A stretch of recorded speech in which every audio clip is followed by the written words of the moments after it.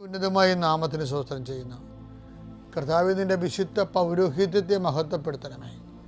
കർത്താവെ, സഭയിലുള്ള സാന്നിധ്യം ദൃഢമാക്കി 40 വർഷം ഞാൻ അർപ്പിച്ച കൃപാസ്ഥാനത്താരെ ജീവനോടെ പ്രത്യക്ഷപ്പെട്ട മാതാവിൻ്റെ സാന്നിധ്യം, ഈ കൃപാസനത്തിൽ വന്നിറങ്ങി പ്രാർത്ഥിച്ചു പോകുന്ന ലക്ഷോപലക്ഷം മനുഷ്യരുടെ പ്രാർത്ഥനയുടെ ശക്തിയാൽ ഞാൻ ഇന്നത്തെ ദിവസത്തെ എൻ്റെ മക്കളുടെ ആവശ്യങ്ങളെ കർത്താവിൻ്റെ ദൃശ്യം സമർപ്പിച്ചുകൊണ്ട് ആശീർവദിക്കുന്നു.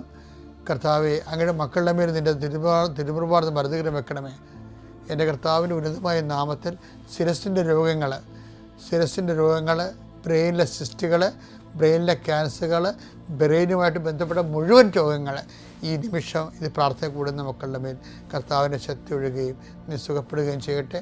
തൊണ്ടനൊമ്പരങ്ങൾ, അത്തോൺസൈറ്റുകൾ, തൈറോയിഡുകൾ, ശ്വാസകോശ രോഗങ്ങൾ, ഉദര രോഗങ്ങൾ, പിസ്തുല രോഗങ്ങൾ, PCOD രോഗങ്ങൾ, സർവാംഗവാദ രോഗങ്ങൾ, വൃഷ്ണരോഗങ്ങൾ കർത്താവിൻ്റെ നാമത്തിൽ ഉച്ച മുതൽ ഉള്ളങ്കാർ വരെ കർത്താവിൻ്റെ രക്തം പടരട്ടെ. മരുന്ന് ലേപനമല്ല, അങ്ങനെ വചനമാണല്ലോ അങ്ങനെ മക്കളെ സുഖപ്പെടുത്തുന്നത്. വചനത്തിൻ്റെ കരുത്തായ ശക്തിയാൽ യേശുക്രിസ്തു ഉന്നതമായ നാമത്തിൽ അങ്ങനെ മക്കൾ സൗഖ്യം പ്രാപിക്കട്ടെ. കർത്താവെ, ഇന്നത്തെ യാത്ര, ഇന്നത്തെ സംസാരം, ഇന്നത്തെ കമ്മ്യൂണിക്കേഷൻസ്, ഇന്നത്തെ ഒപ്പുകൾ, ഇന്നത്തെ എഴുത്തുകൾ, ഇന്നത്തെ ഉപയോഗിക്കുന്ന വാഹനങ്ങൾ, കർത്താവ് ഇന്ന് ചെയ്തു തീർക്കേണ്ട എല്ലാ ഉത്തരവാദിത്തങ്ങളും കണ്ടുമുട്ടുന്ന എല്ലാ വ്യക്തികളുടെ മേലും എൻ്റെ മക്കളുടെ മേൽ കർത്താവിൻ്റെ ശക്തി പ്രവർത്തിക്കുകയും മാതാവിൻ്റെ മധ്യസ്ഥത്തിൽ സഞ്ചാരി മാതാവ് സമയത്തിൻ്റെ അധികാരം നിലമേലങ്കിയാൽ നിങ്ങളെ പൊതുകയും സന്തോഷത്തോടെ നിങ്ങൾ രാത്രി തിരിച്ചു വരാൻ ദൈവം അനുവദിക്കുകയും ചെയ്യട്ടെ. മക്കളെ, നമ്മൾ ഇപ്പോൾ ഈ സീരീസിലുണ്ടല്ലോ, നമ്മൾ ഒരു ടോപ്പിക് എടുത്തിട്ട് അതിൻ്റെ ഘടനകൾ എങ്ങനെയാണ് നമ്മൾ പരിശോധിച്ച് എങ്ങനെയാണ് കൃപയിൽ വളരുന്നതെന്ന് നോക്കുകയാണ്. അതായത് ഇപ്പോൾ നമ്മളെ തന്ത്രം അതിൻ്റെത്തുള്ള അവൻ്റെ നാമത്തിൽ വിശ്വസിക്കുന്നവർക്കെല്ലാം ദൈവമക്കളാകാനുള്ള കഴിവ് നൽകി. ഈ കഴിവെന്നാണ് കൃപയെന്ന് പറയണത്. കൃപയെന്ന് പറയണത് യോഹന്നാൻ 1:12 നമ്മൾ 1:16 വരുമ്പോൾ അവൻ്റെ നാമത്തിൽ വിശ്വസിക്കുന്നവർക്കെല്ലാം കൃപയ്ക്ക് മേൽ കൃപ ലഭിച്ചിരിക്കുന്നു. അപ്പോൾ മേൽകൃപ എന്ന് പറഞ്ഞാൽ അപ്പോൺ ഗ്രേസ്. ഈ അതീത കൃപ നമുക്ക് ലഭിക്കുന്നതിന് വേണ്ടി നമുക്കെന്താ വേണ്ടത്? ഫെയ്ത്ത് അപ്പോൺ ഫെയ്ത്ത് വേണമെന്ന് പറഞ്ഞായിരുന്നു. ഫെയ്ത്ത് അപ്പോൺ ഫെയ്ത്തിൻ്റെ വൺ സ്റ്റെപ്പാണ് ഇന്നലെ നമ്മൾ കണ്ടത്. ദൈവം സൈലൻസ് ആയിരിക്കുമ്പോൾ നമ്മൾ സിൻസിയർ ആയിരിക്കണം. When God is silence we must tune to the sincerity. അത് നമ്മൾ സത്യസന്ധമായിട്ടാണ് വിഷയം. അപ്പോൾ ചില ആൾക്കാർക്ക് എന്താ സംഭവിക്കണമെന്ന് വെച്ചാൽ ദൈവം സൈലൻസ് ആകണമെങ്കിൽ പിന്നെ ഇവർ ഉഴപ്പാൻ തുടങ്ങും. അപ്പോൾ അവർ ദൈവമക്കളല്ലല്ലോ. ഞാൻ പ്രാർത്ഥിച്ചിട്ട് ഉത്തരവൊന്നും കിട്ടണില്ല, അതുകൊണ്ട് ഞാൻ എഴുന്നേക്കണ താമസിക്കും, പിന്നെ അതൊരു സേവനം കുറക്കും, പ്രവർത്തനം കുറക്കും, ഉഴപ്പാൻ തുടങ്ങും സൈലൻസ് ആകുമ്പോൾ. ഇങ്ങനെയുള്ള ആൾക്കാർ ഉഴപ്പി പോകണമെന്ന് തന്നെയാണ് ദൈവം ഉദ്ദേശിക്കുന്നത്. അതാണ് കർത്താവ് സൈലൻസ് ആണ്. ഇനി രണ്ടാമത്തെ സെക്ഷനിൽ വരുമ്പോൾ ഫെയ്ത്ത് അപ്പോൺ ഫെയ്ത്ത് എന്ന് പറയുമ്പോൾ ഈ കാനൻകാരിയുടെ പെർസിവറൻസ് ഭയങ്കരമാണ്. അവൾ ആ ഉദ്യമത്തിൽ നിന്ന് മാറുന്നില്ല. എന്നാൽ അവൻ ഒരു വാക്ക് പോലും ഉത്തരം പറഞ്ഞില്ല.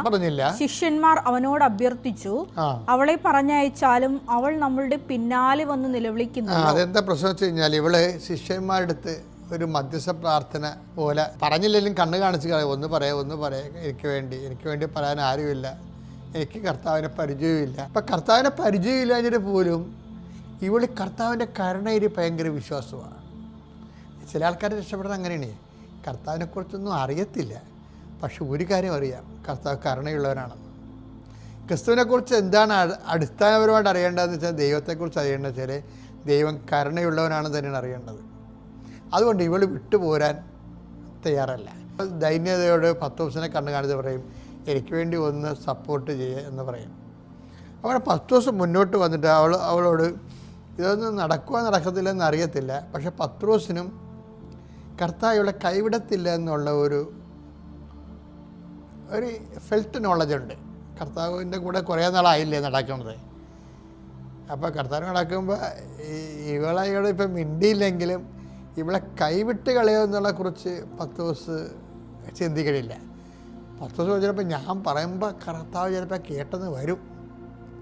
കർത്താവിൻ്റെ മൈൻഡ് സെറ്റ് അതാണെന്ന് അറിയാവുന്നത് കൊണ്ട് പറയും, നമ്മുടെ കൂടെ ഇവളെ കരഞ്ഞുകൊണ്ട് വരണമല്ലോ, ഇവളെ ഒന്ന് ഡിസ്പേഴ്സ് ചെയ്യാൻ പാടില്ല എന്ന് ചോദിക്കും.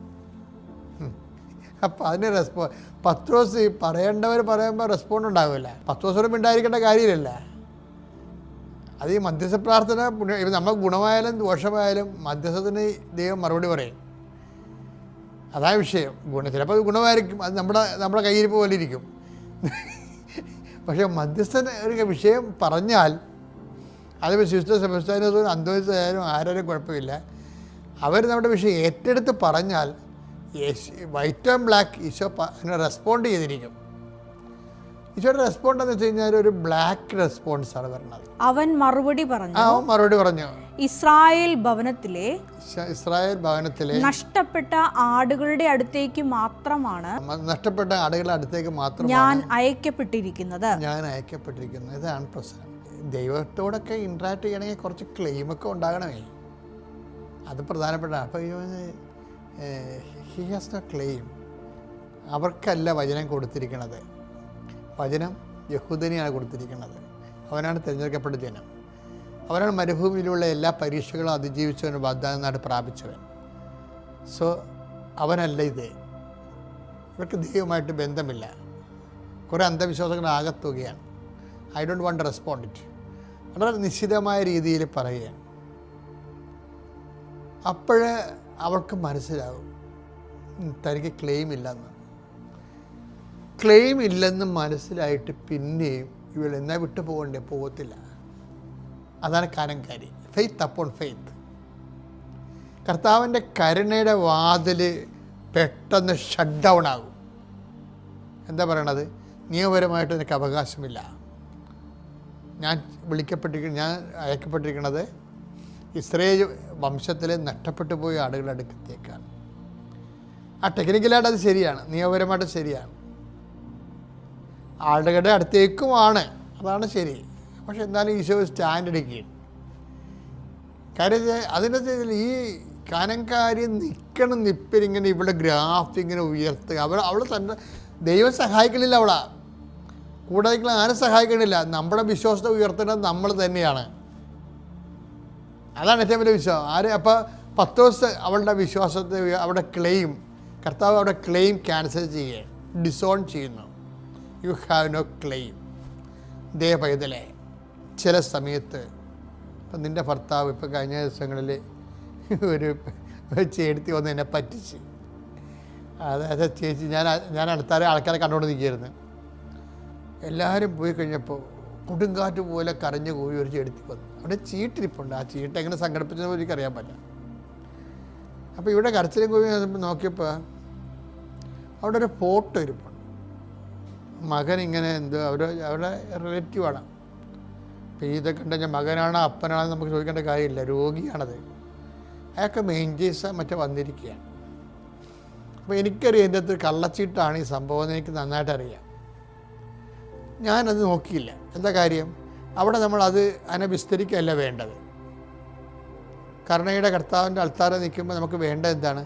ആ വിഷയം ആദ്യം സെറ്റ് ചെയ്യണം. ഞാൻ വിഷയം അയാൾക്ക് വേണ്ടി എല്ലാവർക്കും പ്രാർത്ഥിക്കുന്ന പോലെ അവർക്ക് വേണ്ടി തരം പൂശി പ്രാർത്ഥിച്ച് ആൾക്കാരെ കൊണ്ടുപോയി മാതാവിൻ്റെ മധ്യസ്ഥന് വെച്ചിട്ട് ഞാൻ തിരിച്ചു കൊടുത്തിട്ട്